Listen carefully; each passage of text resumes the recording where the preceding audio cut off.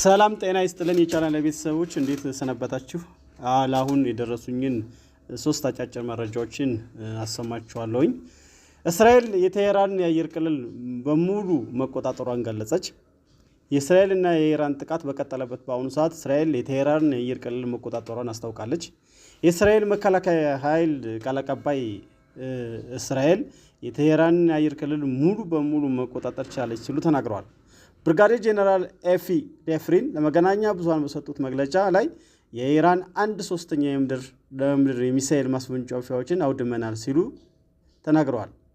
የእስራኤል ጦር ከ120 በላይ የሚሳኤል ማስወንጨፊያዎችን ማውደሙንም ገልጿል።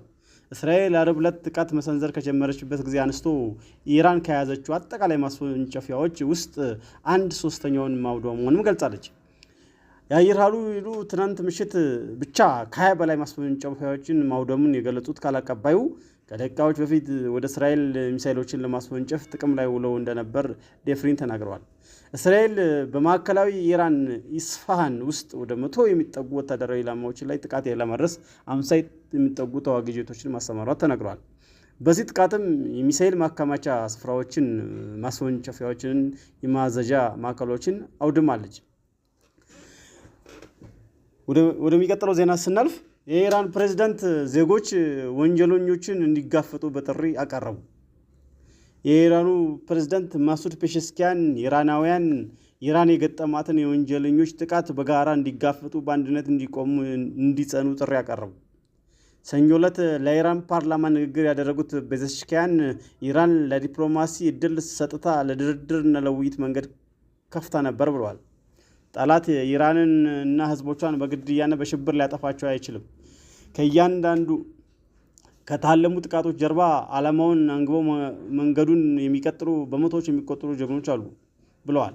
ፔሼሽኪያን ሀገራቸው የኒውክሌር ጦር መሳሪያ ለመታጠቅ እንደማትፈልግ፣ ነገር ግን ከኒውክሌር ኃይልና ህዝቦቿን በሚጠቅም ምርምር የመጠቀም መብት እንዳላት በድጋሚ ተናግረዋል። ሌላኛው ዜና ኢራን የኒውክሌር ድርድር የሚቀጥል ከሆነ አሜሪካ የእስራኤልን ጥቃት እንድታወግዝ ጠየቀች። የኢራን ውጭ ጉዳይ ሚኒስቴር ቃል አቀባይ እንደተናገሩት ትናንት እሁድ ሊካሄድ ታቅዶ የነበረው የአሜሪካና ኢራን የኒውክሌር ድርድር ከተሰረዘ በኋላ ድርድሩ እንዲቀጥል ከተፈለገ አሜሪካ እስራኤልን እየፈጸመች ያለችውን ጥቃት ማውገዝ አለባት ብለዋል። ኢስማኤል ባጋይ አሁን ባለው ሁኔታ ድርድሩን ትርጉም የለሽ በማለት በድጋሚ የገለጹ ሲሆን ዩናይትድ ስቴትስ በጥቃቱ ተባባሪ ነች ሲሉ ወንጅለዋታል። በተጨማሪም የኢራን ፓርላማ ከኒውክሌር ስምምነት ለመውጣት የሚወስን ከሆነ ውሳኔው አስገዳጅ እንደሚሆን ተናግረዋል። ኢራን የኒውክሌር መርሃ ግብሯ በሰላማዊ አገልግሎት የሚውል መሆኑን ስትገልጽ ብትቆይም እስራኤል ግን በዚህ ሀሳብ በፍጹም አትስማማም።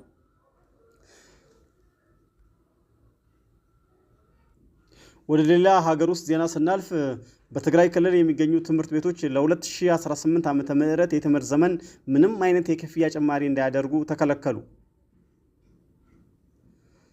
የትግራይ ክልል ትምህርት ቢሮ በክልሉ የሚገኙ የግል ትምህርት ቤቶች በቀጣይ ዓመት 2018 የትምህርት ዘመን የተማሪዎች ክፍያ ጋር በተያያዘ ምንም አይነት ጭማሪ እንዳያደርጉ መከልከሉን አስታወቀ። ትምህርት ቢሮ የጻፈው ደብዳቤ እንደሚያሳየው በክልሉ የሚገኙ በቀን በማታም ሆነ በርቀት የሚያስተምሩ ትምህርት ቤቶች ክፍያቸውን ከተያዘው 2017 ዓ.ም ክፍያ መብለጥ እንደሌለበት አሳስቧል።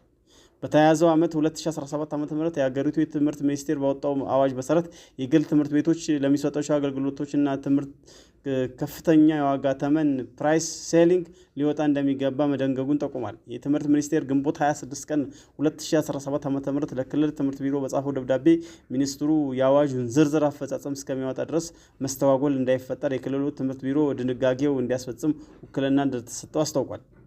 በዚህም መሰረት የትምህርት ቢሮ ማኔጅመንት ዝርዝር ጉዳዩን አጥንቶ ከፍተኛውን የክፍያ ጣሪያ ተመን እንደሚያሳውቅ የ2018 ዓ.ም የትምህርት ዘመን የመደበኛ የማታዊ መርቀት ትምህርት ጋር በተያያዘ የሚኖሩ ክፍያዎች እያንዳንዳቸው ትምህርት ቤቶች ቢበዛ ማስከፈል የሚችሉ በ2017 ዓ.ም ያስከፈሉትን ክፍያ መሆን እንዳለበት አሳስቧል። በ2017 ዓ.ም የማስተማር ሂደት ላይ ያልተሰማራና በ2018 ዓ.ም ማንኛውም ትምህርት ቤት ደግሞ በትምህርት ቢሮ በኩል ምርመራ ተደርጎበት በአካባቢው ከሚገኙ ትምህርት ቤቶች ጋር ተነጻጽሮ በሚወጣለት ደረጃና ምደባ መሰረት ክፍያ ማስከፈል የሚችል መሆኑን ተጠቁሟል። በክልሉ የሚገኙት መደበኛ ትምህርት የሚያስተምሩ የመንግስት ትምህርት ቤቶች መመዝገቢያ ጨምሮ ምንም አይነት የትምህርት አገልግሎት ክፍያ እንዳያስከፍሉ አሳስበዋል።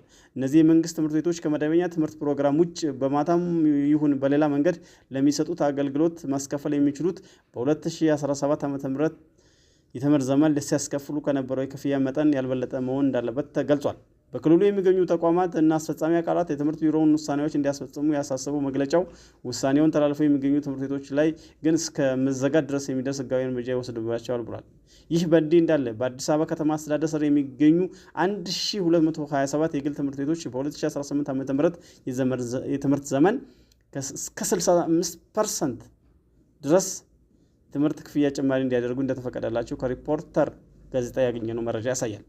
በ2017 ዓ.ም ጭማሪ ያደርጋሉ ተብሎ የሚጠበቁ 1227 ትምህርት ቤቶች አስቀድሞ የክፍያ ጭማሪ መነሻ ሀሳባቸው አቀሩ ሲባሉ የዋጋ ግሽበት ኢንፍሌሽን ጨምሯል በሚል ያቀረቡት ጭማሪ አስደንጋጭ ነበር ሲሉ የከተማ አስተዳደሩ የትምህርትና ስልጠና ጥራት ቁጥጥር ባለስልጣን ዋና ስራ አስኪያጅ አቶ ኢዘዲን ሙስባሃ እንደነገሩት አስታውቋል። ከትምህርት ቤቶች ውስጥ 10 በመቶ የሚሆኑት ብቻ እስከ 50 በመቶ ጭማሪ ሀሳብ ያቀሩ መሆኑ ቀሪ 90 በመቶ ያህሉ ከ75 እስከ 263 በመቶ ጭማሪ ማቅረባቸው አቶ ኢዘዲን ተናግረዋል ብሏል። አንድ ትምህርት ቤት 65 በመቶ መጨመር እንዲችል ከየት እንደተፈቀደለት የጠቆመው ዘገባው አንደኛ ደረጃ ትምህርት ቤቶች እስከ 40 በመቶ፣ ሁለት መደበኛ ትምህርት ቤቶች እስከ 45 በመቶ እንዲሁም ሁለተኛ ደረጃ ትምህርት ቤቶች እስከ 55 በመቶ ዋጋ መጨመር ይችላሉ መባሉን አመልክቷል። በሌላ በኩል በትግራይ ክልል 49 በመቶ የሚሆኑ ህጻናት በትምህርት ገበታ ላይ እንደማይገኙ ጊዜው አስተዳደሩ መመሪያ ጉዳይ እና መልሶ ማቋቋም ጉዳዮች ቢሮ ኃላፊ ሜጀር ጄኔራል ዘውዱ ኪሮስ አስታወቁ። በክልሉ ከተካሄደው ጦርነት በፊት 90 በመቶ የሚሆኑ ህጻናት በትምህርት ላይ ይገኙ እንደነበር ከትግራይ ቴሌቪዥን ያገኘነው መረጃ ያሳያል።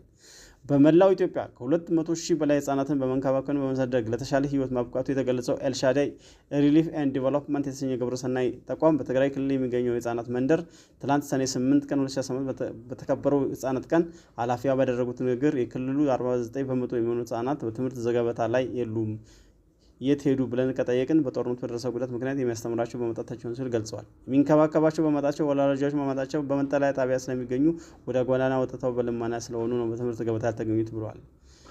መረጃው የኢትዮጵያ ኢንሳይደር ነው።